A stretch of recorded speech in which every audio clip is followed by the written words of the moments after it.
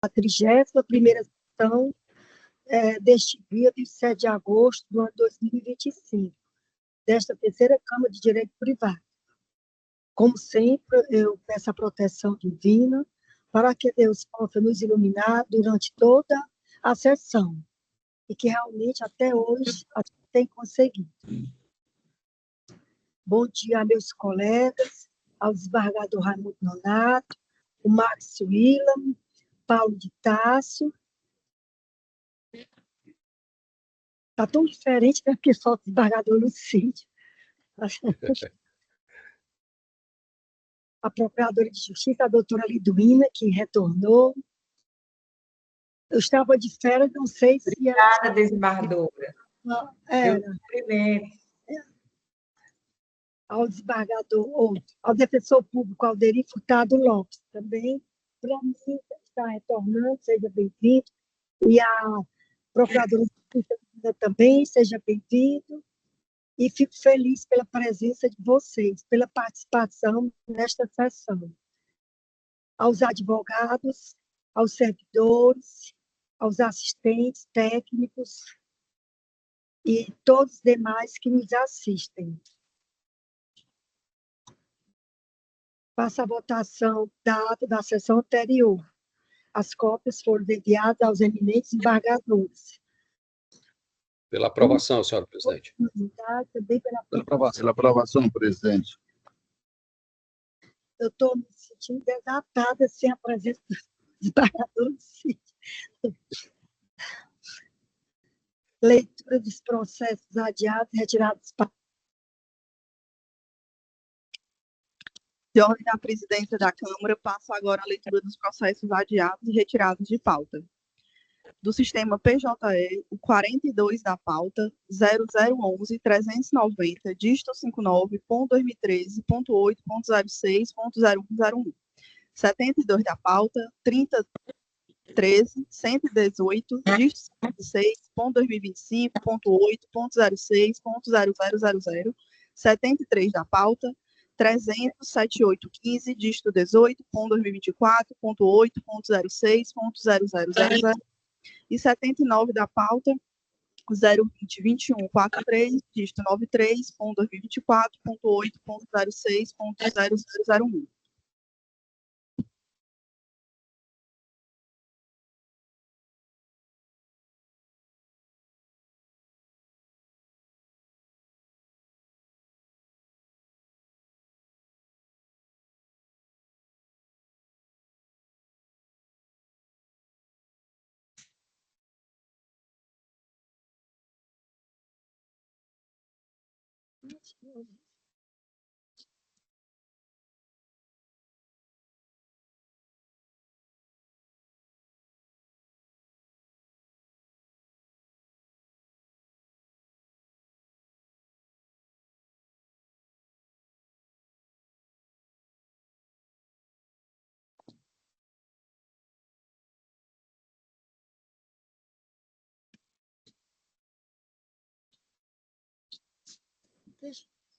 Pronto.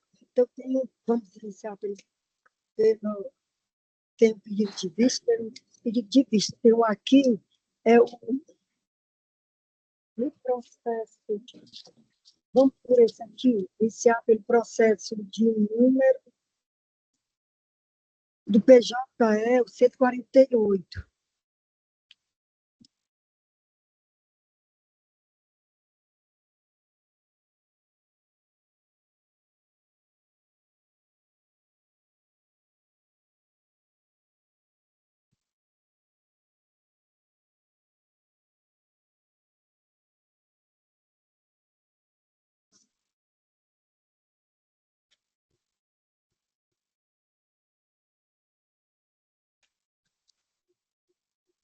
Está dando...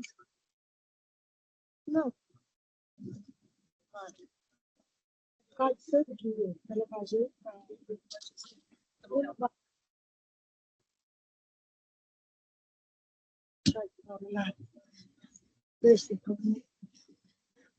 o 148 PJE, processo de número 087-498, 219/2014. É uma apelação, sim.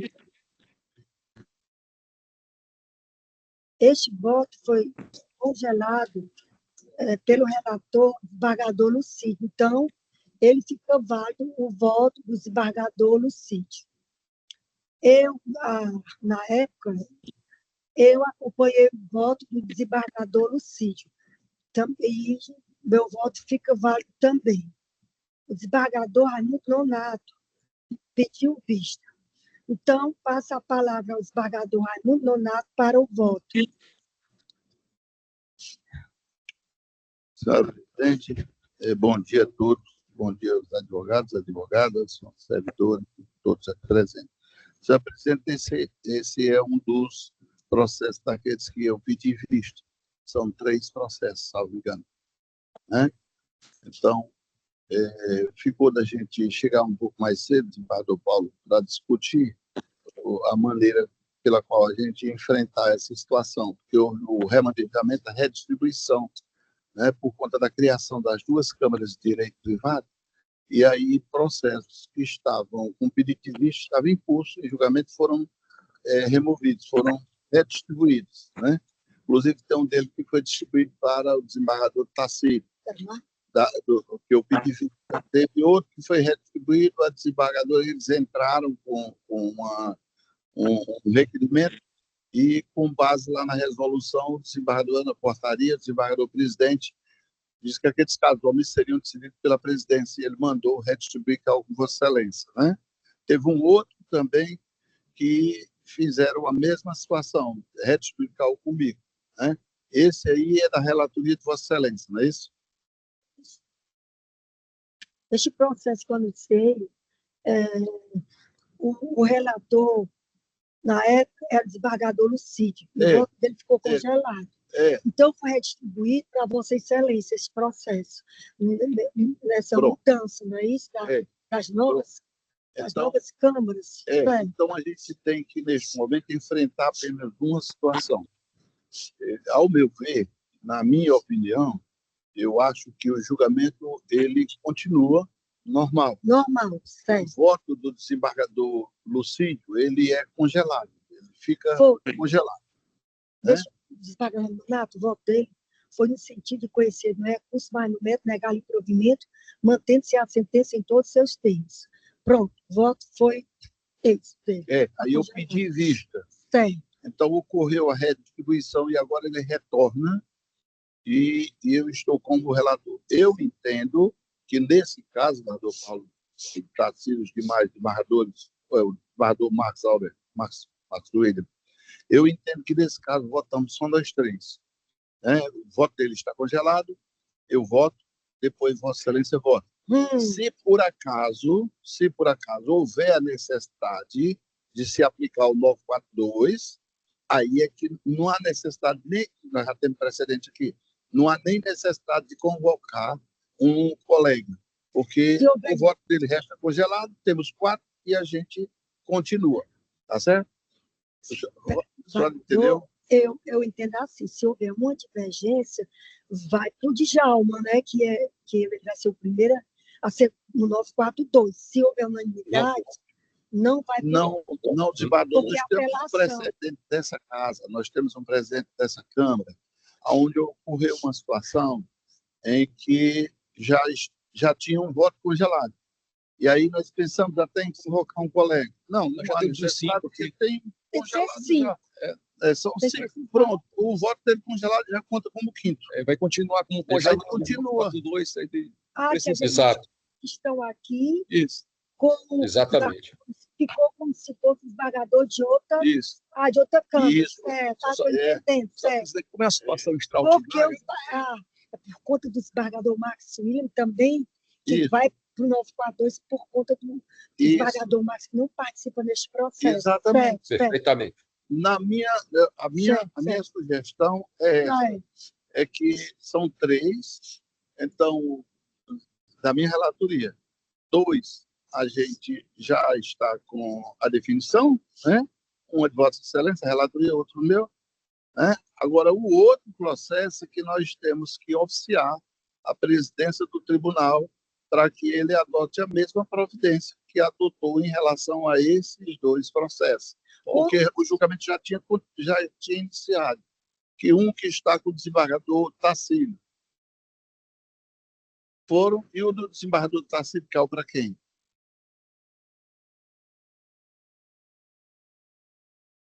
Então, eu pedi vista de 3, então 2 estão comigo. Pronto. Não, Então, para ser... Pois não, não presidente. fazer assim. Cada caso vai ser um caso. Este tem para resolver agora. Pronto. Quando chegar no próximo, a gente resolve.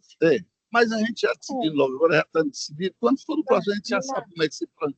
Bom, mas para ser bem objetivo, então, todos concordam? Sim, mesmo.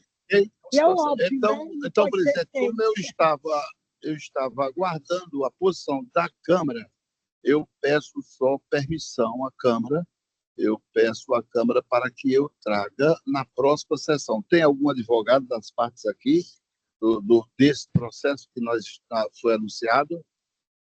Então,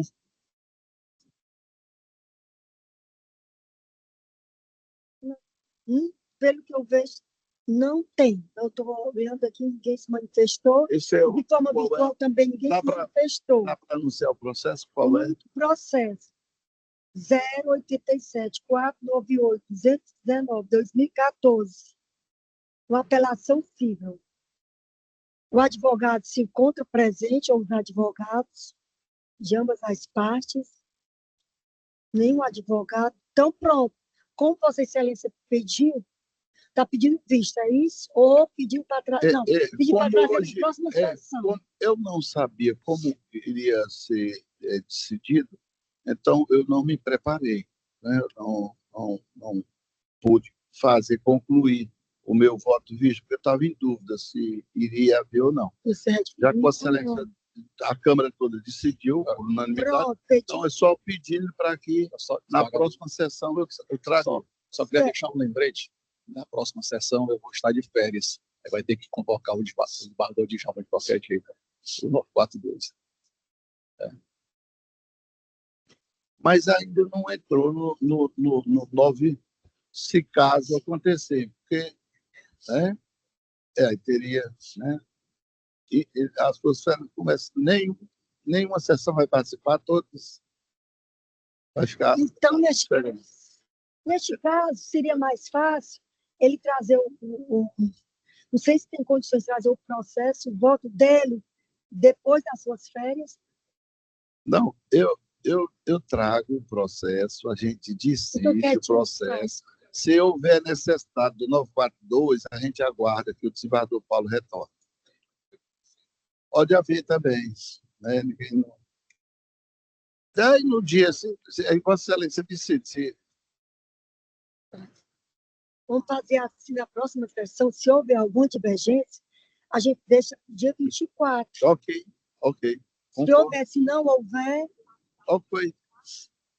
Pronto. Ok. Concordo plenamente.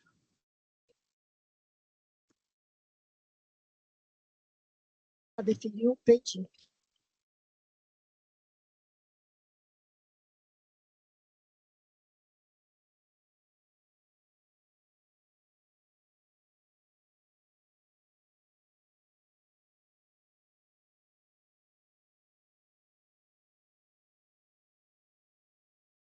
O desembargador Nonato, eu entendi que todos os que Vossa Excelência pediu visto, vai para a próxima sessão, porque pode haver uma unanimidade. Então, eu vou anunciar a Vossa Excelência e aos mais colegas que na próxima sessão é como nós estivéssemos retirando de mesa. Na próxima sessão, eu trarei os 3. Eu acho que os advogados entenderam aí, que a gente estava no incógnito, porque não sabíamos como seria assim a retribuição. Quais os processos que iriam para outros desembargadores, para outras câmaras, ninguém sabia. Então, por conta disso, ficou meio que paralisado, a gente aguardando a decisão da presidência. Então, este processo 149, item PJE, processo de número 020 01667 22 2024, apelação civil. Este também o desembargador Nonato pediu vista em 25 de junho de 2025. Então, fica deferido novamente o pedido do desembargador Raimundo Nonato. Então, os três, né? Anuncia os três. O terceiro processo é o 150 da pauta. Item 150. Uma apelação civil de número 025-837-822-2020. Fica da mesma forma deferido o pedido. Bem, 152, né? Mesma situação, né?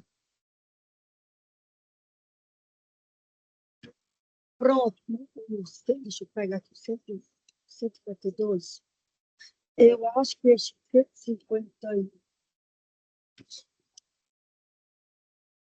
Bom, este 52, desembargador Paulo de Tarso, já divergiu da relatora, no caso, sou eu.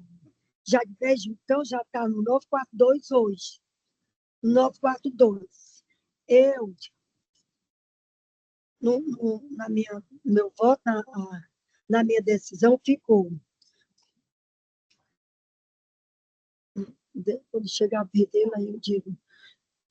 Chegar a ver dele, aí eu pergunto.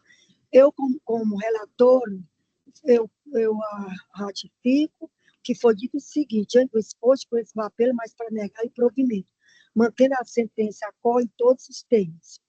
Então,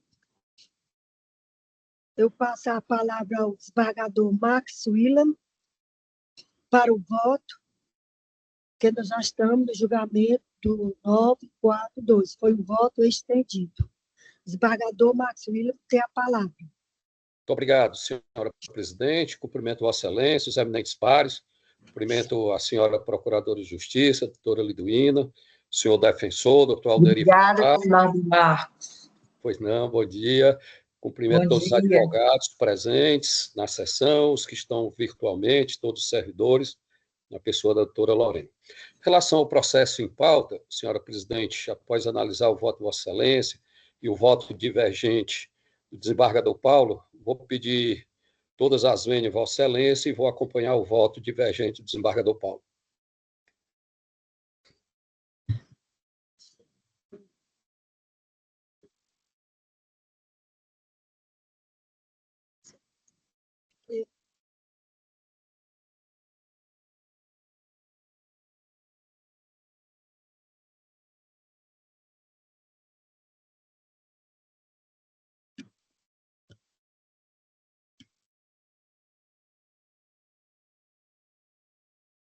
Bom,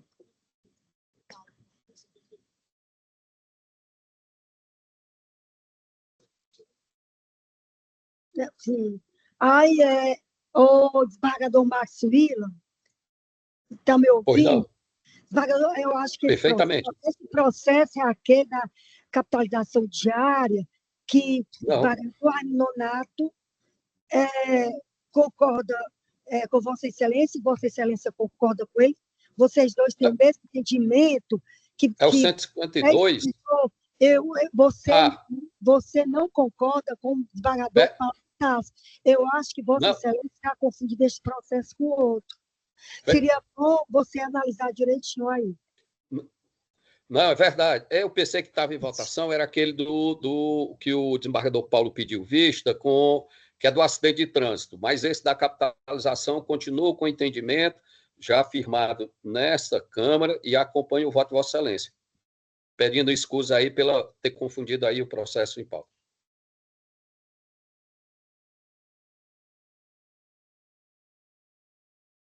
Eu já estava confundindo porque aqui não tem um voto.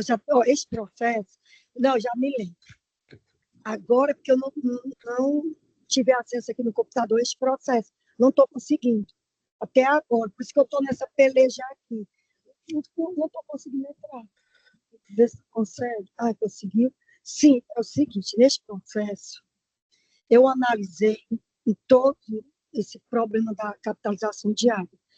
Na época, eu procurei saber em todos os estados brasileiros. todos os casos, fui de um por um, e fui analisar o que é que eles entendiam. Também estudei o assunto e realmente o voto agora vai ser igual ao do desembargador Max William. Agora que eu estou me lembrando, eu mudei de opinião devido ao estudo que eu fiz. Então, retificando o que eu havia dito, porque nós estamos ainda em julgamento, e no processo dessa apelação civil, apelação civil 0240 483 43 2023, como se refere a esse judiciário, eu também, meu entendimento, é o mesmo do desembargador Max William. Só um.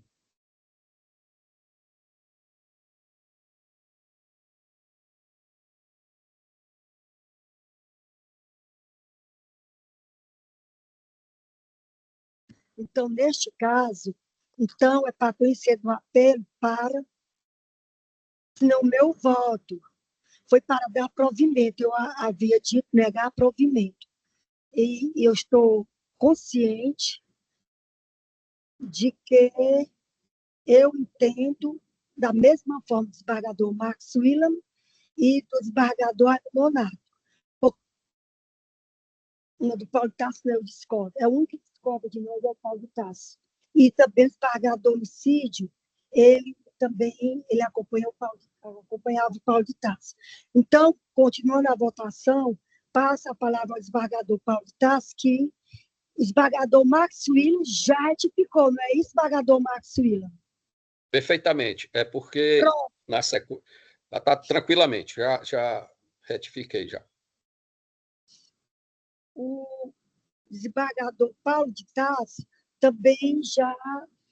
Senhora presidente, eu queria um esclarecimento. Eu respeito muito o princípio da colegialidade, né? Então, com a saída do desembargador do sítio, eu fiquei isolado em relação a essa matéria. Eu tenho meu entendimento pessoal de que a não previsão dos juros diários, da capitalização diária do contrato, por si só não afasta a mora. Mas, considerando o entendimento da terceira Câmara, eu mantenho minha ressalva, mas eu acompanho, no caso, Vossa Excelência, para evitar a discrepância da votação.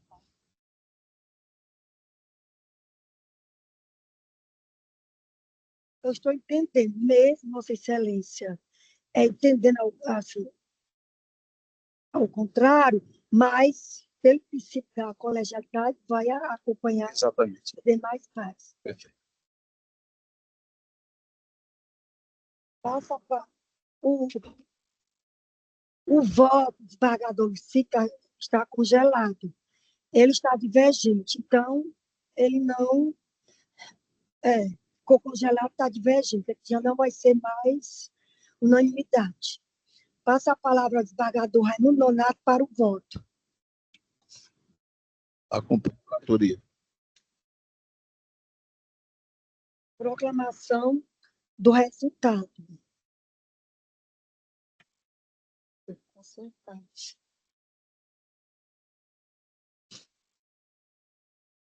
Deixa eu olhar aqui. Voto.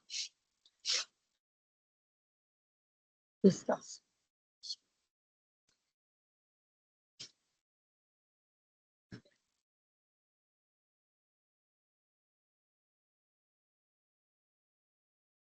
Então, a Câmara, por maioria, conheceu do recurso para dar provimento.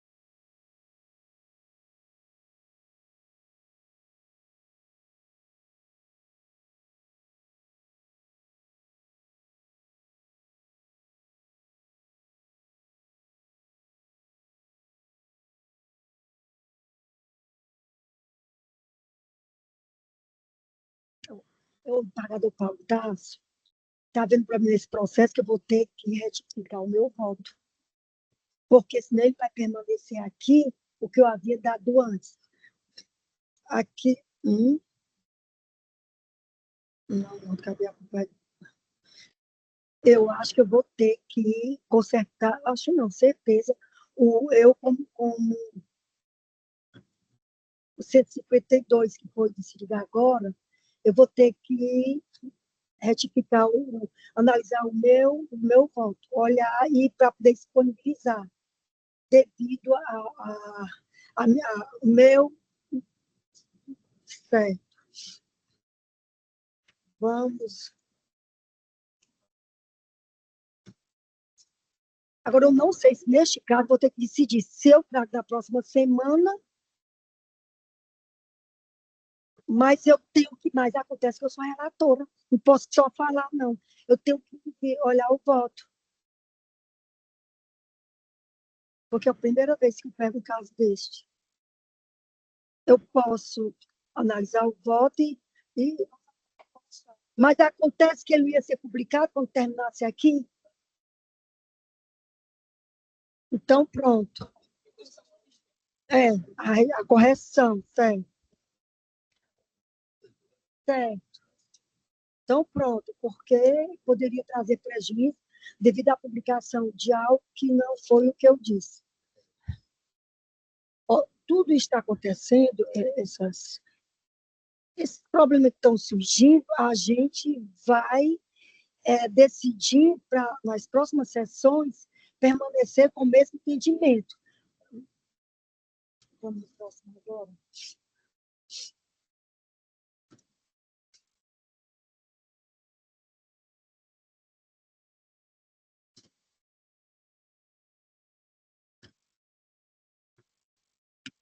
Tenho aqui o 151, a apelação civil do PJE. 151 do PJE, uma apelação civil 0017385 63/2017. Já está no 942 também aqui hoje. Certo, isso aqui já é outro. Pronto. Como o desembargador Paulo Tasso pediu vista, eu passo a palavra ao desembargador Paulo Tasso para o voto. Pois não, senhora presidente, meus pais aqui da terceira Câmara, desembargador Ramiro Nonato, desembargador Marcos William, Ministério Público, doutora Lidwina, Defensoria Pública, doutor Alderi, Força Policial aqui presente, senhoras e senhores advogados, meu bom dia, excelente trabalho para todos. Senhora presidente, a nossa pauta está muito longa, então eu vou tentar ser o mais sucinto possível.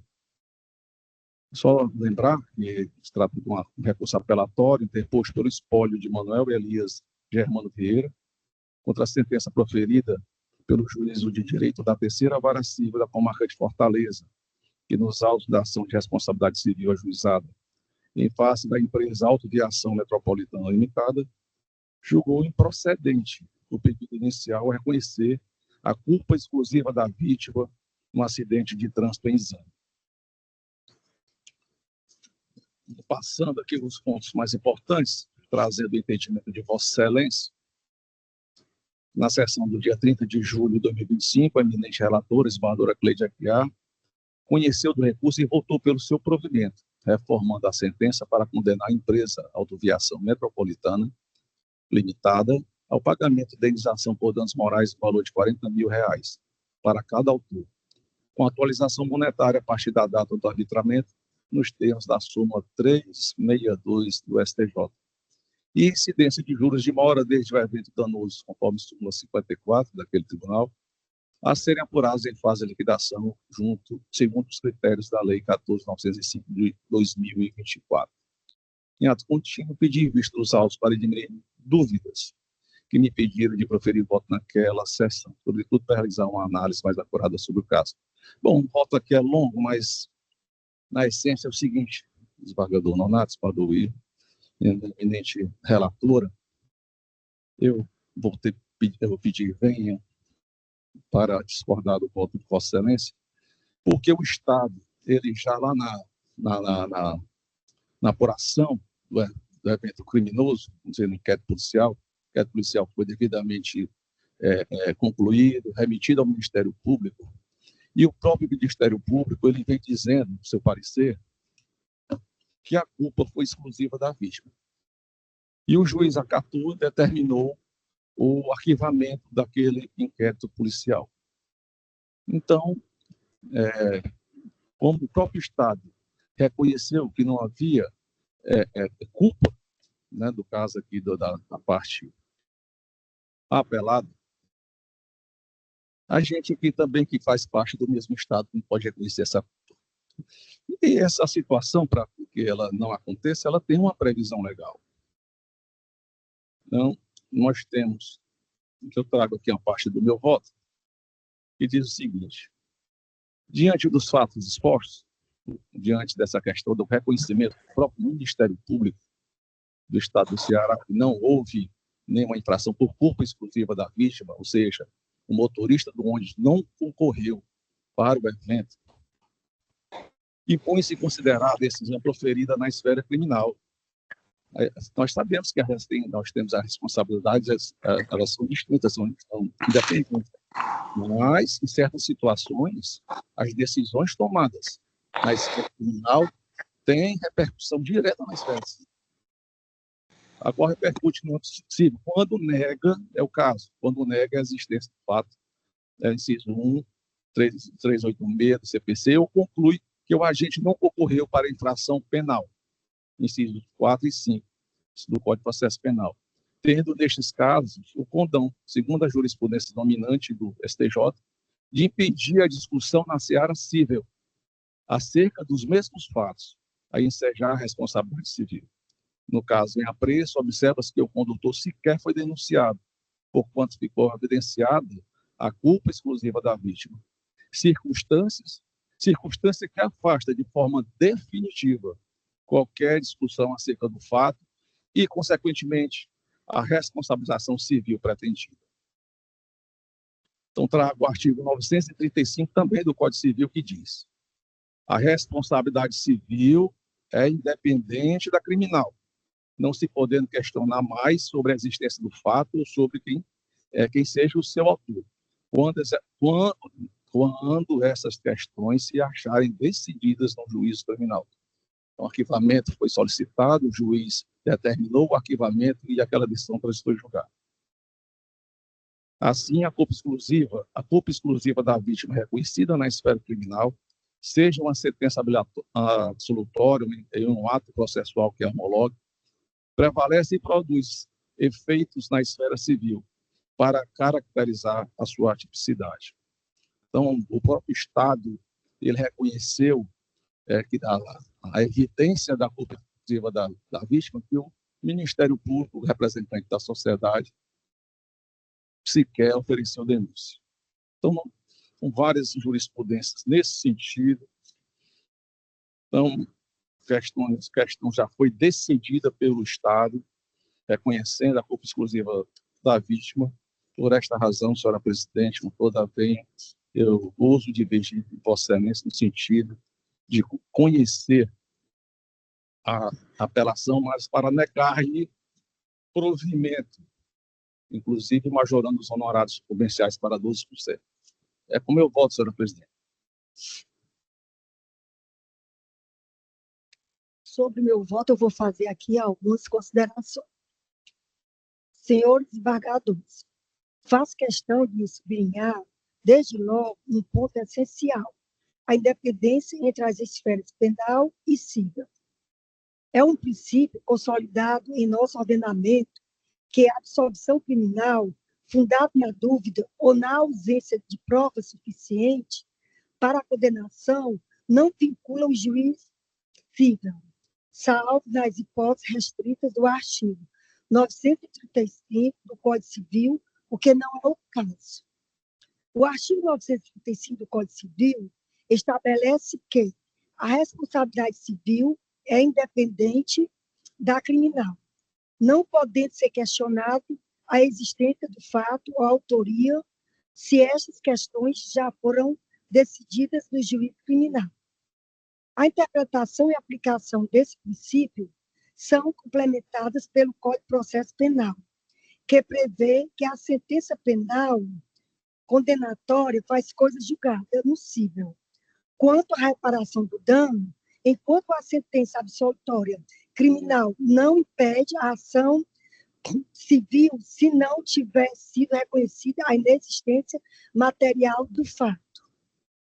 Aqui, a dúvida que favoreceu o réu na esfera penal não tem o condão de afastar a responsabilidade civil, que se rege por lógica diversa, especialmente quando se trata de responsabilidade objetiva no transporte de passageiros.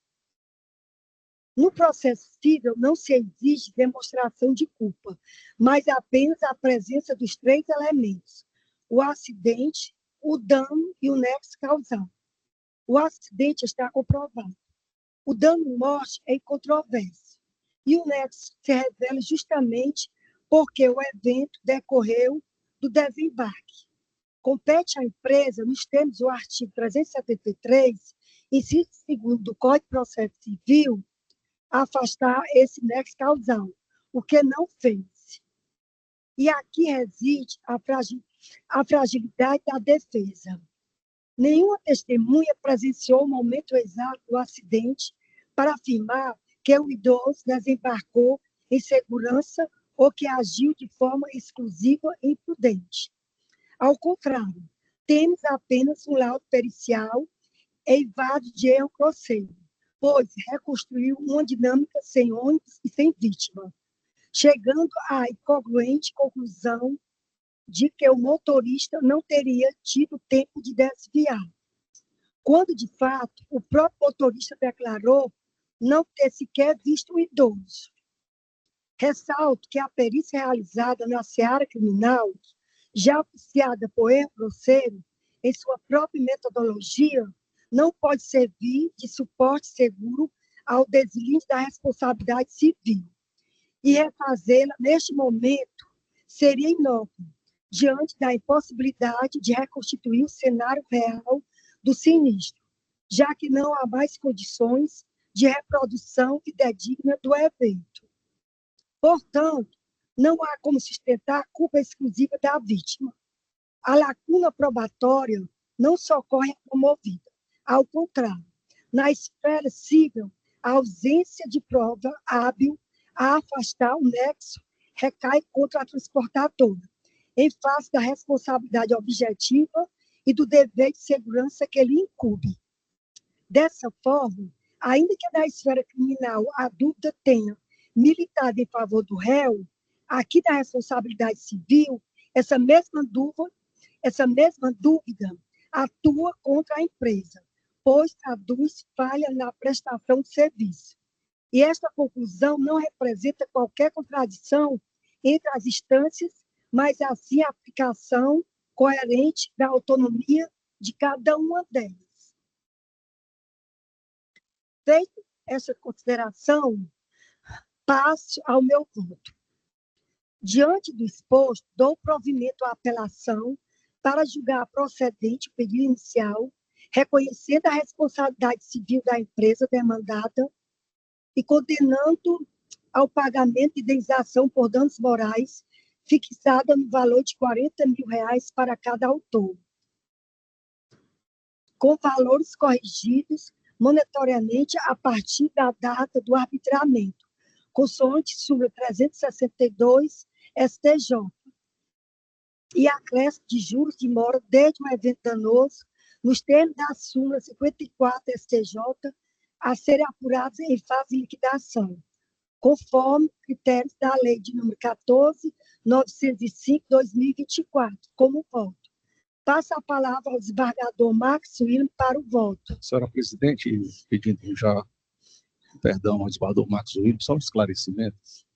Porque no caso, senhor presidente, não houve absolvição por falta de provas, nem reação penal teve.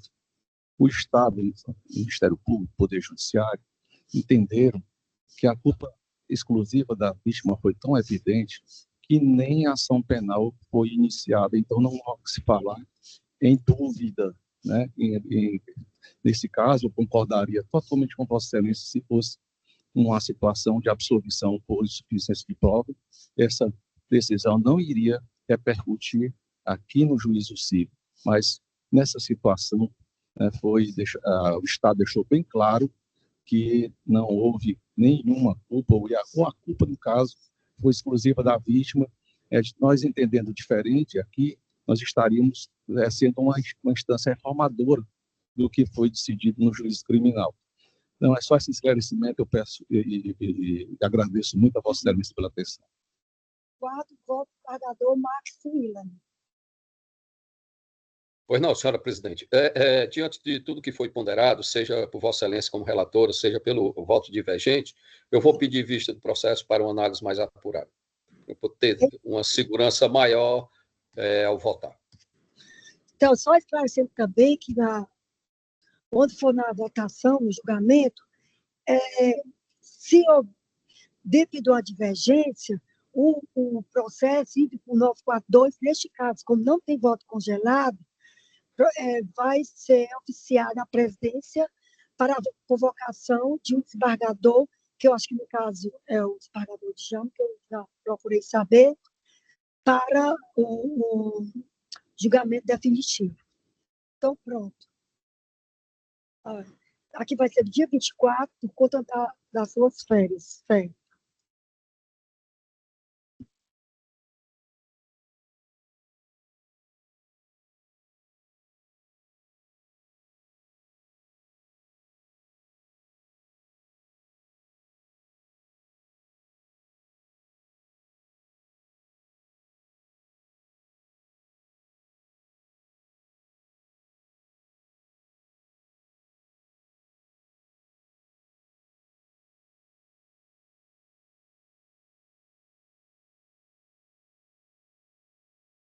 Desembargador Nonato, este processo aqui é a apelação civil 01 9285335 2016 PJR. 153, Certo. que era do PJT atualmente.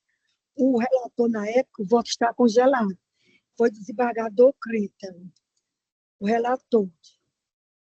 E Vossa Excelência pediu vista, vai ficar naquele mesmo caso que você ficou em dúvida se ia ser restituído ou não? O processo foi restituído. Certo. E o relator?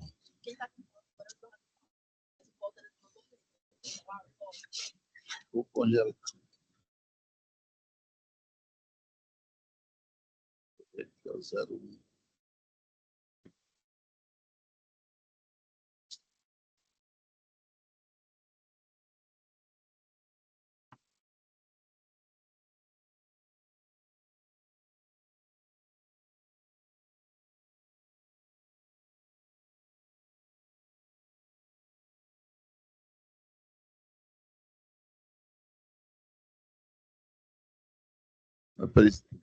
Eu vou pedir ao nosso relator, o desembargador Paulo, só para trazer na próxima semana. Próxima semana eu trarei. Agora, eu acho que o desembargador Paulo na próxima semana vai estar diferente. Quando é que ele vai estar retornando, desembargador? 24? Pronto, eu trarei no dia 24. Neste caso, mesmo o desembargador Paulo está sendo relator, o voto está sendo válido.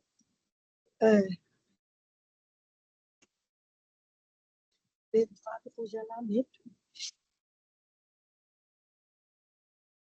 Pedido concedido.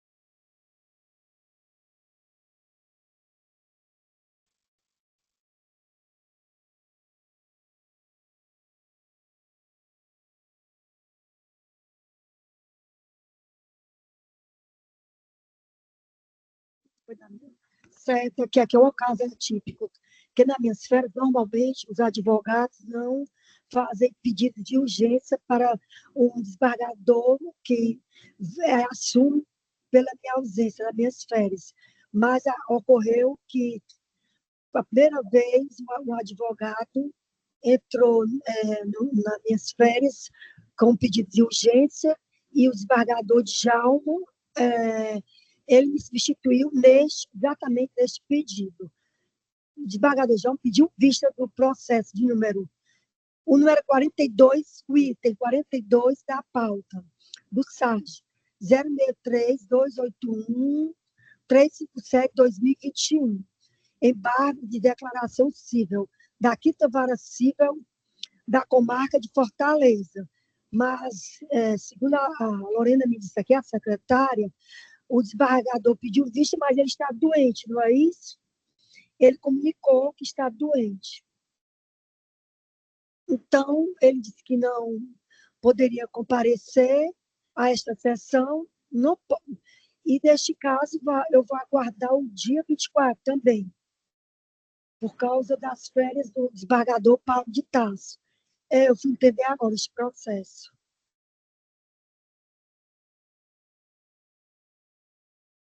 Então, não tem como fazer o julgamento neste exato momento.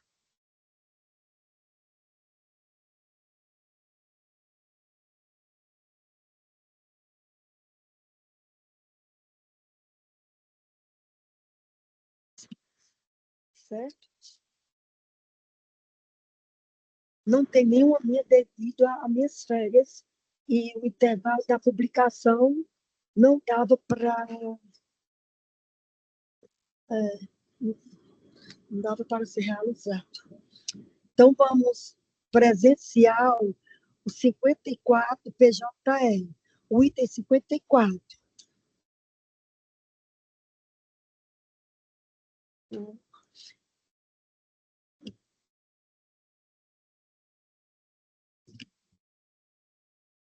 Mas os dois pediram.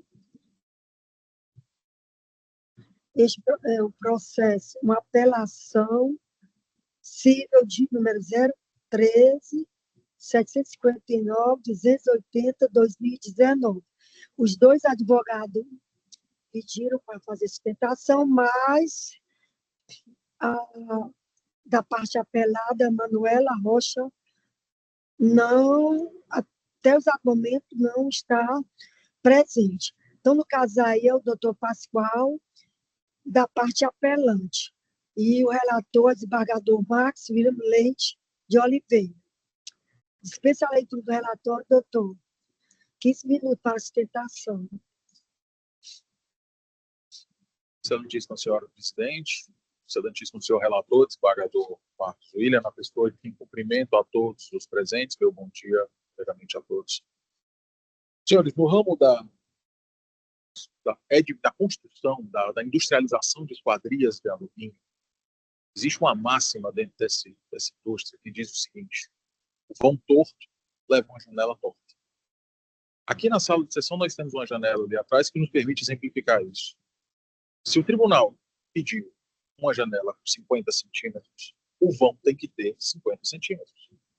Se ele tem 51, vai ter um problema de estanqueidade. Se ele tem 49, não vai caber. E isso resume basicamente o que nós temos nesse processo. Minha cliente, uma indústria de esquadrias de alumínio, já com mais de 20 anos de atuação no mercado, foi contratada por essa construtora para, dentro de uma obra de um condomínio, aplicar as esquadrias de alumínio. Uma obra grande, 500 e poucos mil reais de contrato, mas no topo desse prédio existe uma pirâmide. E é uma pirâmide de observação, uma pirâmide que faz uma alusão à pirâmide do Museu do Louvre. Essa pirâmide, se ele quiser, ela é uma estrutura metálica, um esqueleto metálico, o qual, após identificada, minha cliente iria apenas colocar as esquadrias em uso. E nós estamos na seguinte situação: essa pirâmide, como eu disse, uma estrutura metálica, feita pela própria construtora, está completamente fora do esquadro, completamente fora do prumo, como se fala no jargão dessa indústria. E isso resume exatamente, Excelência, o que eu falei há pouco. Se o vão é torto, a janela é torta. Se essa pirâmide não foi construída, se o esqueleto não foi construído de uma forma correta, tudo que se colocar acima dela, desembargador Paulo de Tarso, vai ter problema. Então, essa obra já vinha atrasada, na verdade, e 2 meses antes da entrega aos adquirentes foi que essa construtora resolveu fazer a estrutura dessa pirâmide. Feita de forma completamente atabalhoada por uma empresa contratada e resultou no problema que nós temos hoje, que é, até hoje, essa pirâmide não se presta como observatório, tal como foi proposto. Excelência, essa obra foi entregue em 2019. Pouco antes da data de entrega, aliás, essa entrega foi feita, inclusive, com uma enorme festa, redes sociais, todo mundo cobrindo, coluna social, então não houve nenhum problema a entrega desse empreendimento. Mas nós temos essa ação, que essa construtora ingressou contra a minha cliente, acusando-a de ter dado causa ao atraso na entrega da obra e de não ter entregue os itens para o qual foi contratado. Dentro desse processo, a decisão de liminar foi negativa, o juiz negou a tutela de urgência, a construtora recorreu e, à época, a desembargadora Vilalba concedeu uma liminar no agravo tão somente para que minha cliente finalizasse essa parte dessa pirâmide. E minha cliente, então, tentou finalizar de todas as formas possíveis essa pirâmide, porque havia uma combinação de uma multa diária. Tudo isso está comprovado dentro dos autos, tudo isso por fotos, por vídeos. A tentativa que nós tivemos de concluir de forma exitosa essa pirâmide, inclusive com o uso de silicone a mais, com tudo, mas não tinha como. Se estava torto, não tem como colocar algo reto. Excelências, a sentença entendeu, porém, que minha cliente teria sido culpada. Teria sido culpada e a apenou com uma multa contratual de 10% do valor do contrato, essa multa aproximadamente R$52 mil, sustentando que nós não teríamos provado que a tal estrutura estaria torta. Acontece, serviços, que nós temos dentro dos autos fotos, vídeos demonstrando essa estrutura torta, inclusive foram utilizados até para demonstrar em sede de agravo o cumprimento daquela decisão. Além disso, o representante da própria construtora foi ouvido em depoimento pessoal e confirmou que foi comunicado de que estava tudo torto, mas que precisava entregar a obra. Então, o fundamento principal dessa sentença foi exatamente isso, a falta de prova de que a estrutura estava inadequada. Quando nós temos, com a devida vênia ao juízo singular, essas provas estão nos autos e sequer foram refutadas pela construtora e muito menos apreciadas pela sentença. A sentença se assenta ainda num segundo fundamento de que tanto não havia problema que minha cliente tentou concluir a obra. Mas minha cliente tentou concluir a obra por conta da decisão proferida no agravo, não de forma voluntária, mas para evitar a combinação de uma multa de R$1.000 por dia, como foi fixada. Portanto, Excelência, esses dois fundamentos que são exatamente a base dessa sentença, eles destoam por completo dos autos. Mas toda essa discussão entre essas duas empresas, Excelência, ela tem uma razão, além do que está aqui, além do que está sendo posto nesse momento. Quando minha cliente aceitou esse contrato, ela recebeu 2 casas populares no município de Pindoretama, cada uma no valor de R$95 mil. E descobriu, durante a execução da obra, que uma dessas casas foi vendida pela própria construtora. Já tinha um morador. As partes conseguiram se compor sobre esse assunto. Minha cliente, então, passou a receber os valores ao invés das casas, mas ficou uma parcela final de R$95 mil para ser paga quando da entrega efetiva do empreendimento. E é nesse ponto que a construtora discute, que a construtora ajuiza esta ação para postergar o pagamento dessa parcela. Nós já executamos, inclusive, esse valor. A execução está suspensa em razão desta demanda. E até hoje, passados 6 anos da conclusão dessa obra, nós não conseguimos receber a parcela final desse contrato. Desembargador Paulo de Tarso, só para que Vossa Excelência tenha uma ideia, a parcela final era de R$95 mil. E essa tal pirâmide que resultou em todo esse problema, era orçado em 22. Então, vejam a desproporcionalidade, inclusive, entre os itens. Portanto, Excelência, sem maior delonga, até porque sei que a pauta hoje é bem extensa, se pede ao cumprimento desta apelação, uma vez que a decisão, de fato, não apreciou sequer as provas que foram apresentadas, quanto à desconformidade dessa estrutura metálica que levou ao não, a impossibilidade de se instalar nessas esquadrias. É fisicamente impossível instalar um vão de 49 centímetros uma esquadria de 50. Não dá.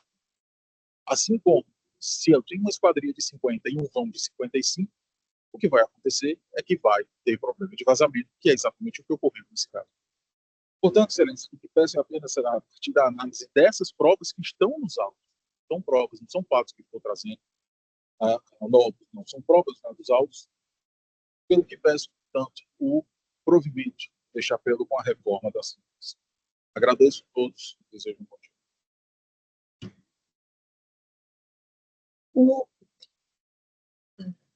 A doutora Manuela Rocha se encontra advogada da parte apelada. Essa parte constitucional? Não?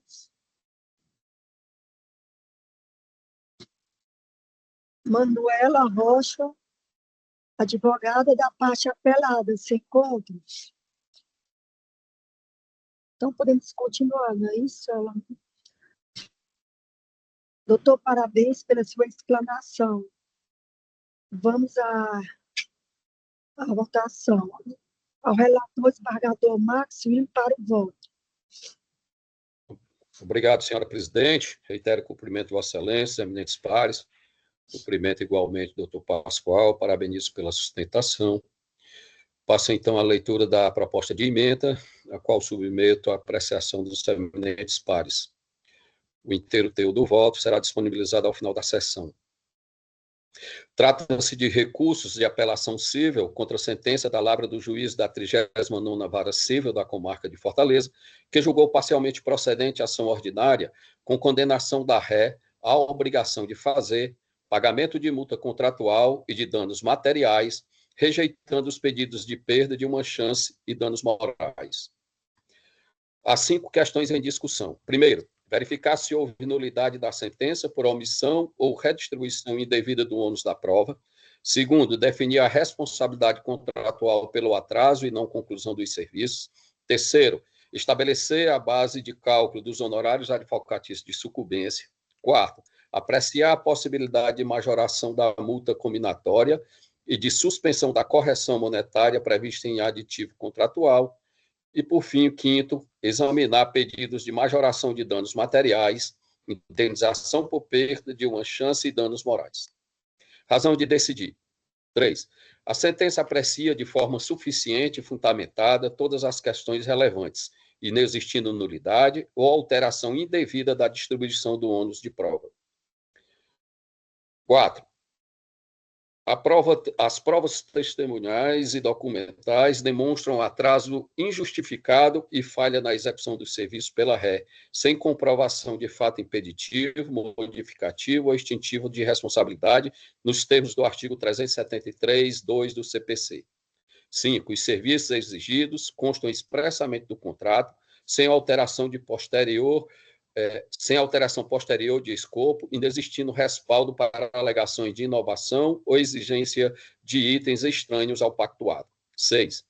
A base de cálculo dos honorários advocatícios deve corresponder à totalidade dos pedidos julgados improcedentes e à diferença entre os valores pleiteados e deferidos, refletindo o proveito econômico efetivamente obtido pelo réu, conforme artigo 85, parágrafo 2º do CPC. 7. O aditivo contratual firmado entre as partes prevê expressamente a suspensão da correção monetária sobre a nota promissória, devendo prevalecer a autonomia da vontade, nos termos do artigo 421 do Código Civil. 8. A multa combinatória deve ser majorada para R$ 300 diários, limitado a R$ 30 mil, para garantir efetividade e proporcionalidade na execução da obrigação, nos termos do artigo 537 do CPC. 9. Ausente prova robusta que justifique majoração dos danos materiais, fixados com base em despesas efetivamente comprovadas, devendo-se prestigiar o princípio da reparação integral, nos termos do artigo 499 do Código Civil, sem enriquecimento sem causa. 10. A indenização por perdas de uma chance exige demonstração de oportunidade concreta e real, frustrada pelo ato ilícito, não configurada no caso. 11. O mero inadimplemento contratual não gera, por si só, dano moral à pessoa jurídica, ausente prova de abalo à honra objetiva ou prejuízo à imagem, nos termos da súmula 227 do STJ. Dispositivo e tese, recursos parcialmente providos. É como voto, senhora presidente. O desembargador Paulo Tasso para o voto. Senhora presidente, o voto acompanhando a emenda relator. Ao desembargador Raimundo Nonato para o voto. Acompanho a relatoria, senhora presidente. Proclamação do resultado. A Câmara, por unanimidade, conheceu os recursos para dar espacial provimento. O próximo, item 2. Item 2 do PJE. Apelação civil de número 020-178-760-2022. O relator, desembargador Raimundo Nonato. A parte apelado, o advogado André Alves Carneiro.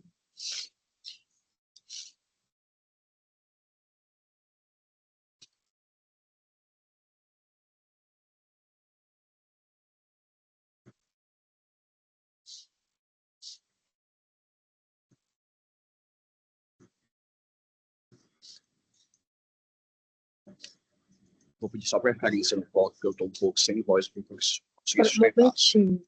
Não vai haver sustentação? Certo. Então, fica dispensada a sustentação. Passa a palavra ao desembargador Raimundo Nonato para o voto. Oi, não, presidente. Bom dia mais uma vez a todos e ao nosso nobre advogado. Esse processo é o de número da pauta, qual é o 2 PJE. 12?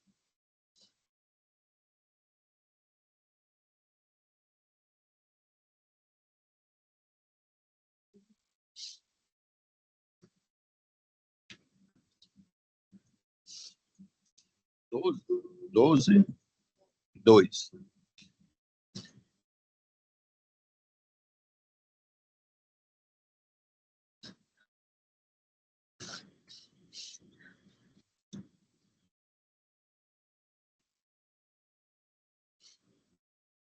Uma apelação.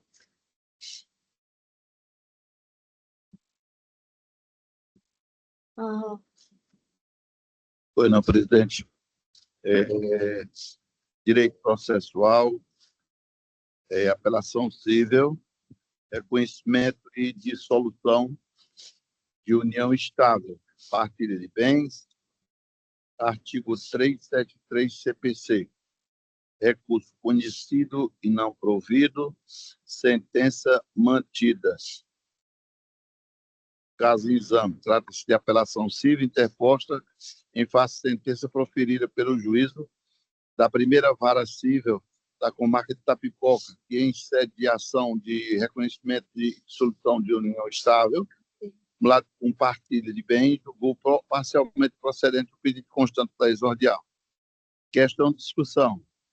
Se inicia a controvérsia recursal na verificação da correção da partilha relativa aos bens identificados pelos números 8, 11, 12 e 18. Razões de decidir.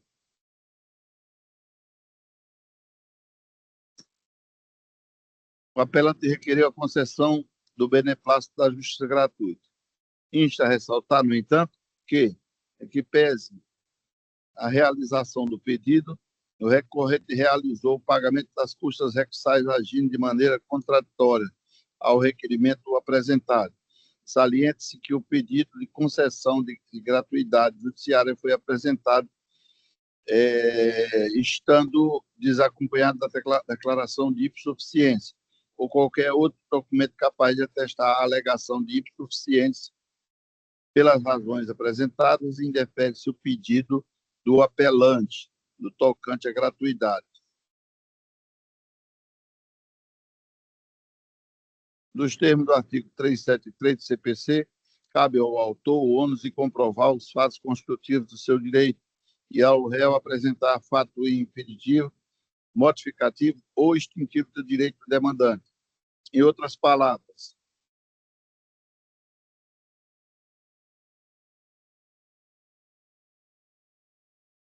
ao ajuizar a demanda, incumbe-lhes trazer aos autos os elementos probatórios mínimos capazes de demonstrar a verossimilância de suas alegações, de modo a sustentar a pretensão deduzida em juízo. Trata-se de corolário do princípio da distribuição estática do ônus da prova, que impõe à parte demandante a responsabilidade de demonstrar a ocorrência dos fatos que embasam sua causa de pedido.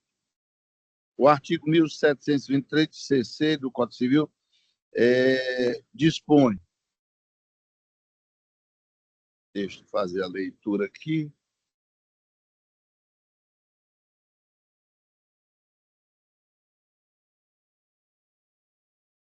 da análise dos autos apostados, bem como dos relatos realizados pelas testemunhas e informantes, chega-se à conclusão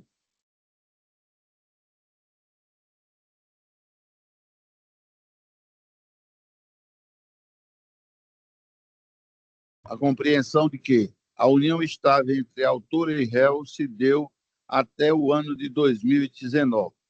O apelante sustenta que os bens identificados na relação pela numeração 8, 11, 12 e 18 não devem ser incluídos na partilha, por não terem sido adquiridos na constância da união.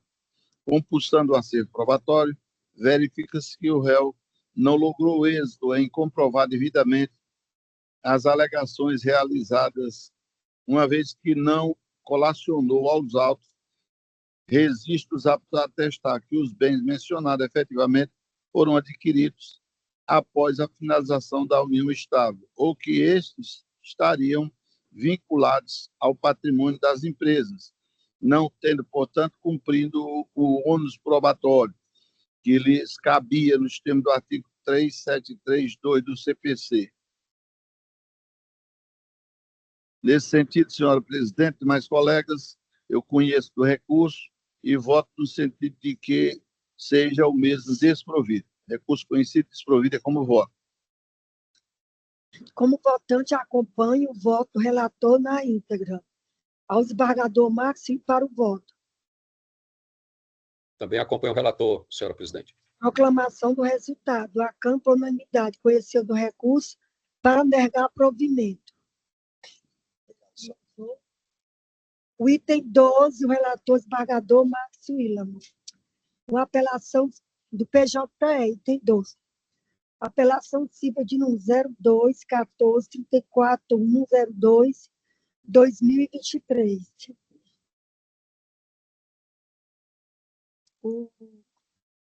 O advogado da parte apelante, João Clemente Pompeu, se encontra?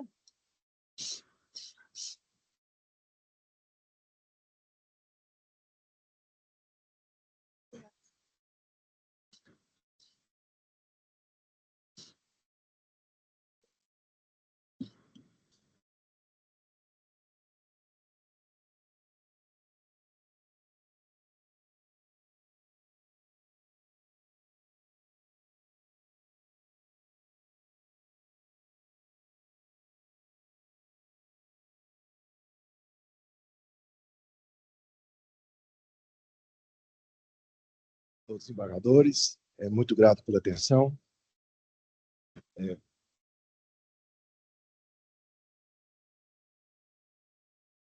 Eu deixei os memoriais porque eu pretendo citar páginas e eventos, porque se trata de uma demanda homônima. É uma confederação da Igreja de Deus contra o meu cliente, presidente da Igreja de Deus. Então, são nomes muito parecidos, né? E, por causa dessa homonímia, houve muita confusão no decorrer do processo. A primeira questão que eu gostaria de apresentar para os senhores era uma preliminar de nulidade de representação. Se os senhores veem a inicial, né, o evento final 8320, se os senhores tiverem com os processos abertos, o autor da ação chama-se Igreja de Deus do Brasil, região Nordeste. O autor da ação, né? Ela tem CNPJ distinto, né, fundada em 2012. Isso é o CNPJ dela, está no evento 8427. Certo? A procuração está no evento 8321, foi dada pelo senhor José Roberto Gomes da Silva, mas o autor é uma pessoa jurídica. Pessoa jurídica que o CNPJ está aqui nos autos. Já citei, tem o evento da pessoa jurídica. E até aí estaria até razoável, um pequeno erro. Mas ela se diz representar uma terceira pessoa jurídica, que é a Igreja de Deus do Brasil, que é a confederação, que é a que quer reivindicar a posse de um imóvel que o meu cliente preside, certo? Então, eu tenho uma pessoa física dando uma procuração para uma jurídica que estaria representando uma terceira pessoa. Então, o que é que pode acontecer aí? Como os doutores vão ver aqui no mérito, se trata praticamente de uma aventura jurídica, tá vendo? O que pode acontecer é que, havendo sucumbência, né, nenhuma dessas duas pessoas jurídicas se responsabilizar. Olha, eu não dei autorização para isso. Eu não dei autorização para entrar no meu nome. Então, eu não posso, com uma procuração de uma pessoa física, representar duas pessoas jurídicas e outra, uma terceira, indiretamente. Assim, sai da lógica do senso jurídico. Então, essa aqui é a primeira questão, essa para eliminar.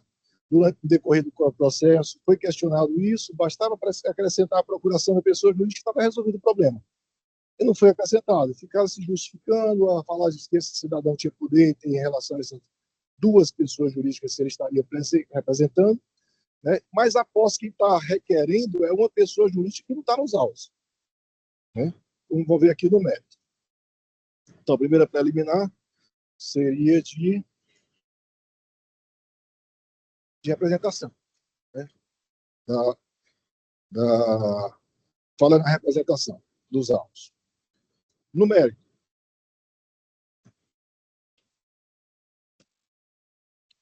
No mérito, como falamos, se trata de uma ação de reintegração de posse. Né?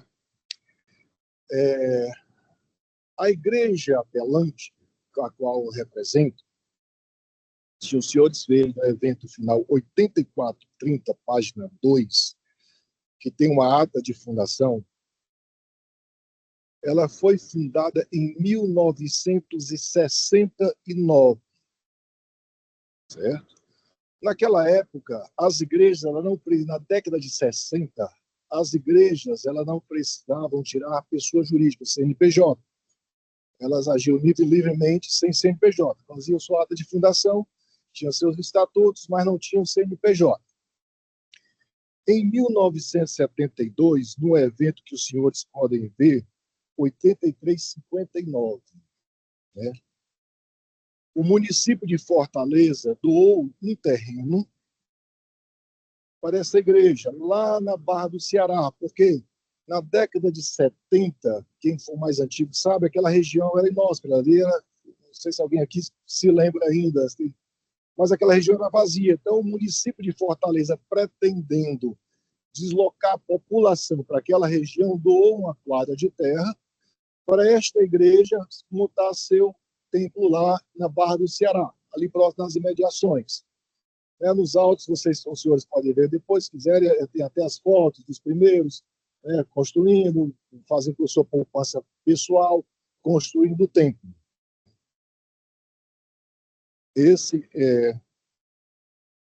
Posteriormente, essa igreja, no evento de número 8424, ela tirou seu CNPJ. Foi tirado no evento citado aqui, 8424, página 1, em 1979, 1 de junho de 1979. Foi quando a igreja, qual representa, Pelada, tirou seu CNPJ, certo? Posteriormente, ela mudou de nome, acrescentou a Igreja de Deus Fortaleza Cidade Forte, justamente por causa dessa confusão de nomes, né? Bom, a igreja autora, se os senhores puderem ver, no evento final 8427, que é o CNPJ da igreja autora, foi criado em 09 de março de 2012. Igreja de Deus do Brasil e do Nordeste, aqui está na inicial dos autos, em 2012. Ora, nós temos uma igreja criada em 69 e agora temos uma de 2012. Posteriormente, né, como havia muitas igrejas chamadas Igreja de Deus é um nome comum. Né? Alguém abre uma igreja e chama Igreja de Deus, nome comum. Houve um cidadão que na internet vocês podem ver, ele é muito eloquente, na voz, na palavra, e resolveu fazer uma confederação de igrejas de Deus. Nisso, as igrejas confederadas se associavam, se aproximavam, dava uma participação dos seus recebimentos, uma participação até substancial dos seus recebimentos, e em troca seria uma imagem mais fortalecida, teria uma certa proteção, a fundamentação não vinha ao caso. Né? Então, o meu cliente resolveu participar da confederação. Participando dessa confederação, né, deixa eu ver.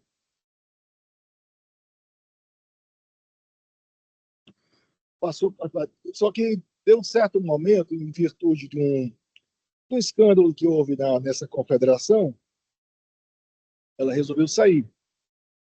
Só que tem um pequeno detalhe. Se eu participo posteriormente, se eu entro posteriormente, como é que eu posso dar direito à posse? Como é que o autor tem direito à posse de algo que ele nunca teve posse? Porque isso aqui é uma ação de reivindicação de posse, mas o autor nunca teve. O autor da ação, agora apelado, ele nunca teve posse do imóvel. Então não há como eu dar posse do imóvel para quem nunca teve posse. Daí a questão do vício processual da representação no início, porque é uma verdadeira aventura. Na audiência de conciliação, houve muita confusão, porque se perguntava quem estava no imóvel. Ah, a Igreja de Deus. Quem quer tomar o nome imóvel? Igreja de Deus. Não, toda essa confusão de Igreja de Deus, eu acho que o juiz da primeira instância confundiu muito com isso aí. Então, por isso que resolvi trazer memoriais para deixar a coisa bem clara e com os fundamentos e o local onde estão as nossas provas. A segunda questão de mérito que eu gostaria de apresentar para os senhores, e se os senhores observarem, no evento 8456, certo? Está o Estatuto da Confederação da Igreja de Deus do Brasil, que o autor se diz representar. Autor, pessoa física, que deu uma procuração para outra, uma pessoa jurídica que se diz representar uma terceira pessoa jurídica. Né? No artigo 1º diz, a Igreja do Brasil, doravante denominada nesta Constituição como IDB, é uma confederação de igrejas locais. Certo? Posteriormente, no evento de final 8466, certo? Os autores questionaram, dizendo, não, nós mudamos o nome. Esse que vocês estão apresentando aí, um estatuto antigo. Agora nós somos uma associação, eu não sei que é uma convenção, tem o nome deles colocado. Mas não muda a natureza, certo? Por quê? Porque se eu estou numa confederação, quem participa de uma confederação e tem identidade própria, tem CNPJ próprio, ele pode sair a qualquer momento. Ele não está obrigado a ficar eternamente vinculado. E não era do interesse do autor que o confederado queira se retirar. Por quê? Porque ele tinha recebimentos mensais de cada confederado. E, uma vez saindo, eles perderiam esse recebimento. E encontraram isso, resolveram pedir a posse do imóvel que nunca pertenceu.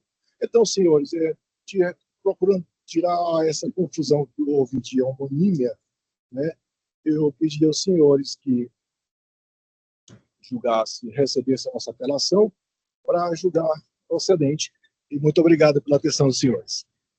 Doutor, parabéns pela sustentação, mas eu acho que eu não segui o protocolo quando Vossa Excelência esteve aí na tribuna, porque eu nem perguntei, nem perguntei se dispensava a leitura do relatório, e tampouco eu consegui nem o prazo de 15 minutos, porque na hora que eu falei do advogado da parte apelante, Vossa Excelência já começou a sustentação. Então, eu retifico e parabenizo. Mas seria bom que Vossa Excelência ficasse aí na tribuna, porque ainda não foi julgado o processo. Eu vou passar a palavra ao desembargador Marcos William como relator para o voto. Aguarde aí a proclamação do resultado, por gentileza. O senhor prefere ficar aí, não? Erguido. Erguido. Pronto. Desembargador Obrigado. Marcos. Obrigado, senhora presidente. Reitero o cumprimento, Vossa Excelência, eminentes pares. Cumprimento ao doutor João Clemente, ao tempo que eu parabenizo pela sustentação oral, e passo, então, a leitura do voto, assegurando ao eminente advogado que todas as questões levantadas por ele, seja na apelação, seja na sustentação oral, nos memoriais, foram enfrentadas no voto. Caso em exame.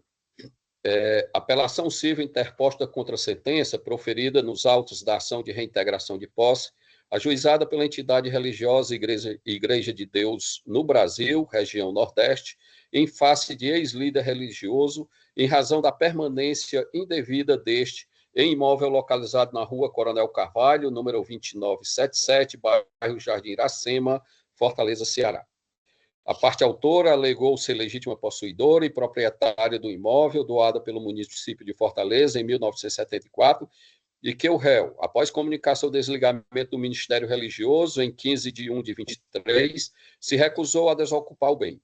A sentença julgou parcialmente procedentes os pedidos, com reintegração de posse e rejeição do pedido de indenizações por danos materiais. Questão em discussão. A questão em discussão consiste em saber se estão presentes os requisitos legais para a procedência da ação de reintegração de posse, ajuizada pela entidade religiosa, em razão da ocupação indevida do imóvel por ex-líder que detinha posse precária e comunicou o desligamento do Ministério Religioso.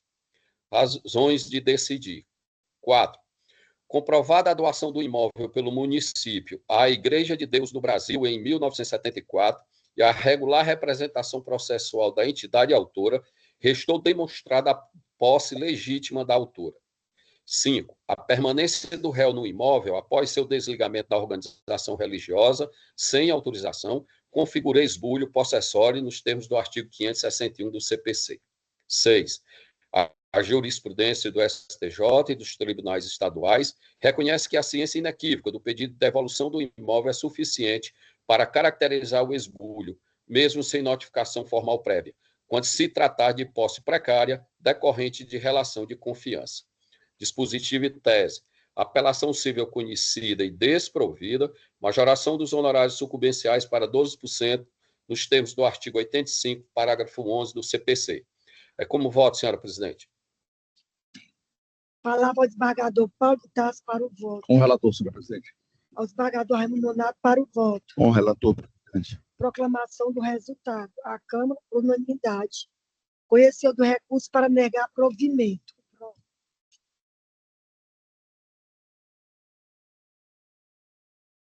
Item 117 do PJE. 117, o relator desembargador Paulo de Tarso. Aqui é um agravo.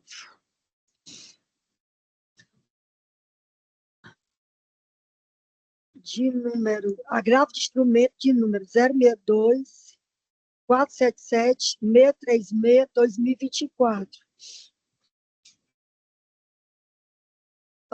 o advogado da parte agravante, Daniel Gomes de Miranda. A outra parte fica da explicação. Se encontra Paula Arioline Alves Feitosa Silva. Se encontra Paula.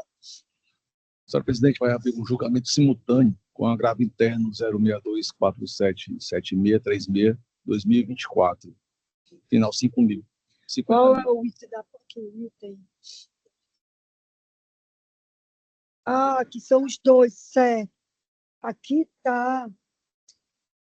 Que tem um agravo interno e um agravo de instrumento. Certo. Mas o número é um só muda 50 mil. Pronto, o julgamento é um só. Dispensa a leitura do relatório, doutor. Perfeitamente, excelência. 15 minutos para a sustentação. Muito obrigado, excelentíssima senhora presidente, senhores desembargadores, senhor representante do Ministério Público, senhor defensor público, senhora representante do Ministério Público, senhor representante da Defensoria Pública, doutora Lorena, caros servidores deste colegiado, muito bom dia. Excelências, o caso que me traz hoje à tribuna é um agravo interno contra uma decisão que negou o provimento monocraticamente a um agravo do instrumento. De que se origina esse agravo do instrumento? Um exequente postulou, em 2018, uma ação de execução contra um determinado executado. Esta execução foi embargada logo depois da penhora dos valores. Embargada a execução, o processo de embargos de executado restou suspenso em razão do julgamento de uma arbitragem postulada pela executada, em que discutia a validade do título executivo. Pois bem, na arbitragem, a executada perdeu por unanimidade. O título foi declarado válido. Retoma-se o julgamento dos embargos executados, em que se discutia também excesso de execução. Na sentença, retomado o julgamento dos embargos executados, na sentença, por um equívoco cometido em primeiro grau, os embargos de executado foram acolhidos em parte. A exequente postula a apelação, e eu tomo a liberdade de dizer que houve um equívoco no cometimento da sentença, porque esse equívoco não foi dito por mim, mas pelo colegiado desta terceira Câmara. No julgamento da apelação postulado pelo exequente, a terceira Câmara deu, ainda no tempo de relatoria de Sua Excelência o desembargador Luciano Lima Rodrigues, este colegiado deu provimento à apelação da exequente para dizer que a execução estava correta em todos os seus termos.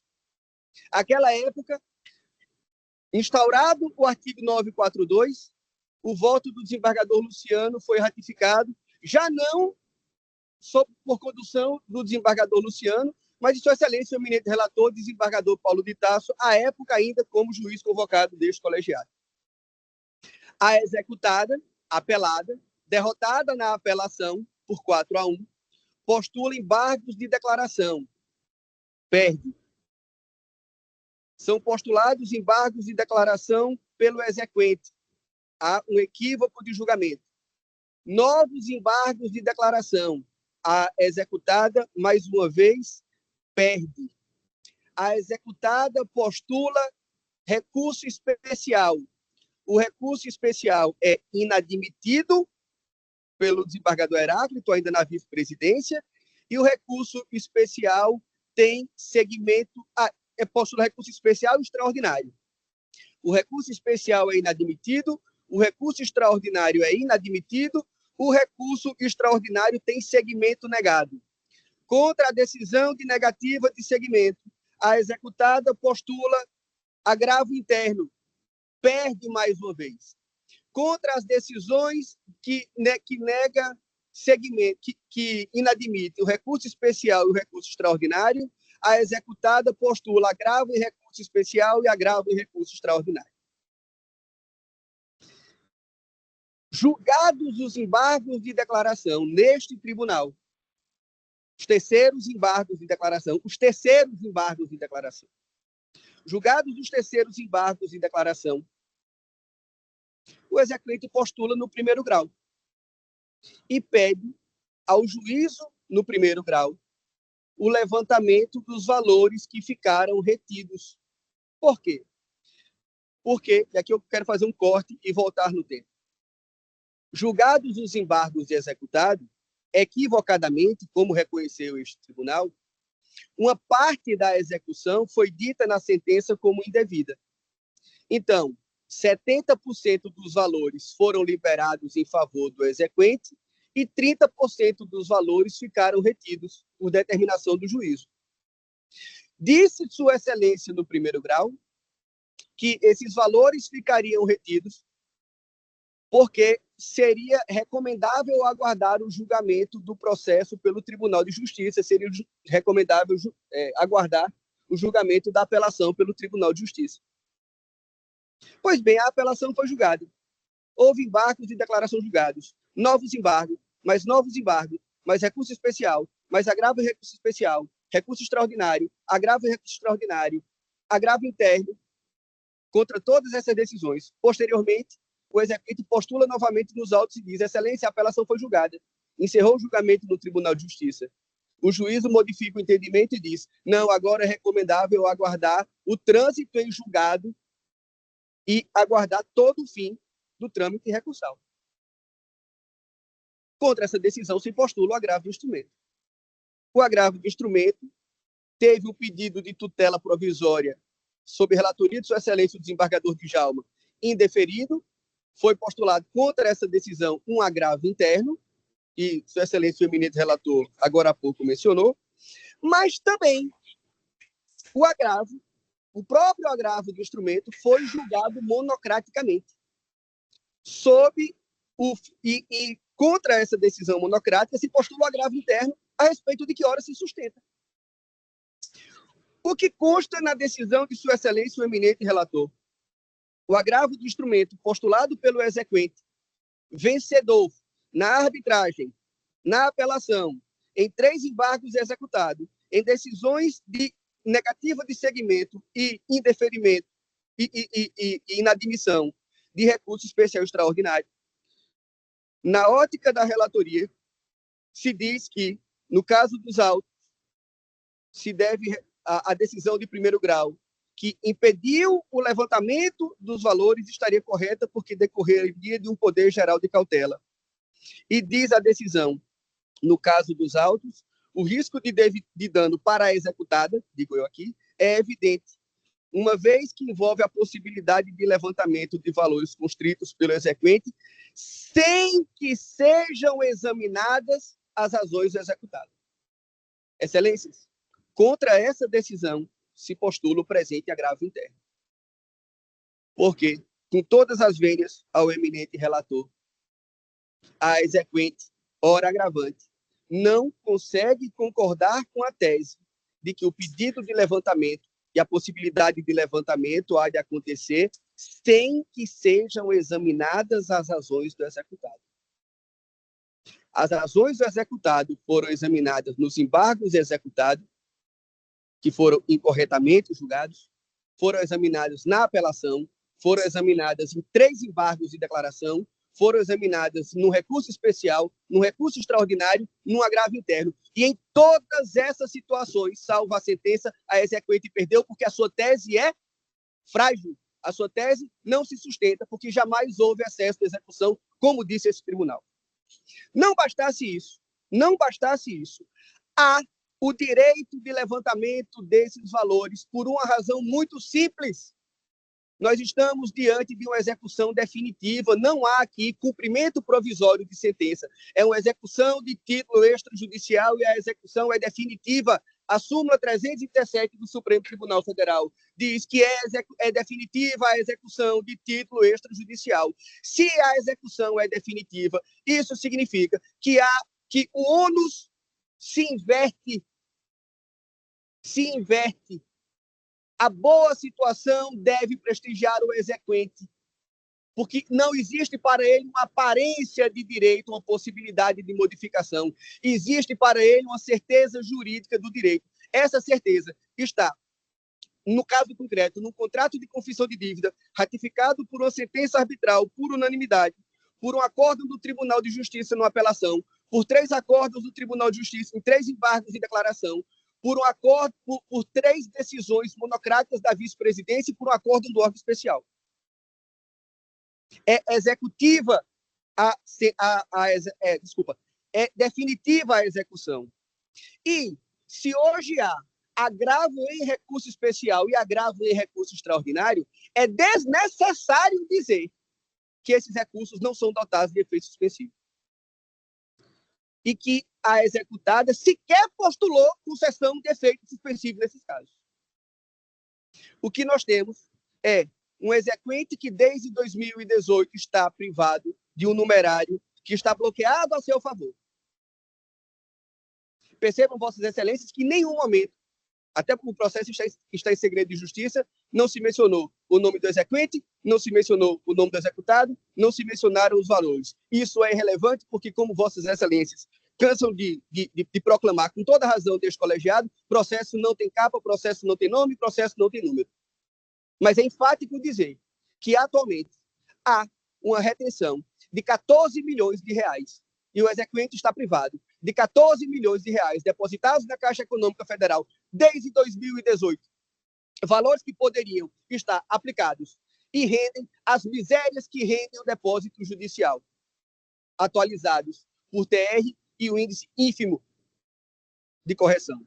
Por essas razões, considerando a natureza executiva da execução, considerando que a executada já teve suas razões amplamente analisadas e repelidas por este tribunal, roga-se a concessão de provimento ao agravo interno para que os valores depositados em juízo sejam levantados em benefício do exequente, para que ele tenha acesso à jurisdição efetiva e tenha direito de obter do Poder Judiciário tudo aquilo que o ordenamento jurídico lhe concede. Muito obrigado pela atenção de Vossas Excelências. Parabéns, doutor, pela sustentação. Passa a palavra ao relator desembargador Paulo de Tarso para o voto. Pois não, senhora presidente. Obrigado. Senhora presidente, a gente fala em discussão, eu falo de discussão definitiva, porque ela ainda não está devidamente transitada em julgado. Tem, vamos dizer assim, material a ser apreciado pelo STJ. Esse valor estava depositado, valor de 28 milhões e 500 mil reais. Já foram levantados, no valor de controvérsia, 17 milhões e 600 e alguma coisa, então tem mais ou menos aí 11 milhões e alguma coisa, mais, que está sendo discutido, certo? Que o caminho está muito positivo para a parte agravante, está tendo sucesso, mas o juízo de primeiro grau achou por bem, cautela, não liberar esses milhões que estão faltando, estão depositados, guardados, sendo corrigidos, não sei se da forma ideal, como pretende a faixa agravante, mas estão lá, aguardando a solução definitiva, né? Certamente, o colega de primeiro grau, com sua cautela, sua experiência, né? Pode ser que ele esteja receoso de haver alguma mudança de entendimento, e aí como vai ficar a situação da parte, né, sem esses valores depositados. Essa parte controversa já foi levantada, como dito, e não vejo, também não foi definido a questão do perigo da demora. O direito está lá guardado, já foram levantados 17 milhões, então eu vejo que o colega do primeiro grau esteja agindo de forma incorreta, eu acho que está agindo de forma prudente em relação a esses valores remanescentes. Então, eu venho com uma proposta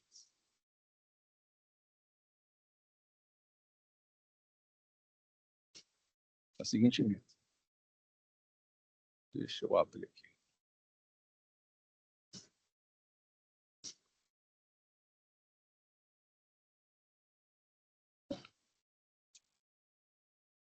Direito civil e processo civil, agravos internos. Decisão monocrática, que é na forma do artigo 932, inciso 4 do CPC, negou provimento ao recurso de agravo de instrumento em ação de execução de título extrajudicial. Termo de confissão de dívida, pedido de levantamento de valores, indeferimento, excesso de execução discutido em embargos lá no STJ. Ainda está por lá tramitando, pelo menos a última notícia que a gente teve aqui não foi ainda definida. Poder geral de cautela do magistrado, artigo 297 do Código de Processo Civil. Risco de dano e probabilidade do direito não demonstrados pelo agravante. Ônus da prova, artigo 373, inciso 1 do CPC. Decisão mantida, superveniente julgamento simultâneo pelo colegiado do recurso principal, perda do objeto, do primeiro agravo interno contra o indeferimento liminar. Agravo interno contra a monocrática, conhecido e não provido, é com meu voto, senhor presidente. Ao desembargador Raimundo Nonato, para o voto. Senhora presidente, eu ouvi atentamente aqui a sustentação oral, eu ouvi também o voto do desembargador Paulo Nogueira, mas eu vou pedir venha e eu peço vista dos autos. Pedido concedido. Próximo. Então, o julgamento se torna prejudicado. Muito obrigado, excelência. Muito bom dia, bom trabalho, Vossa Excelência.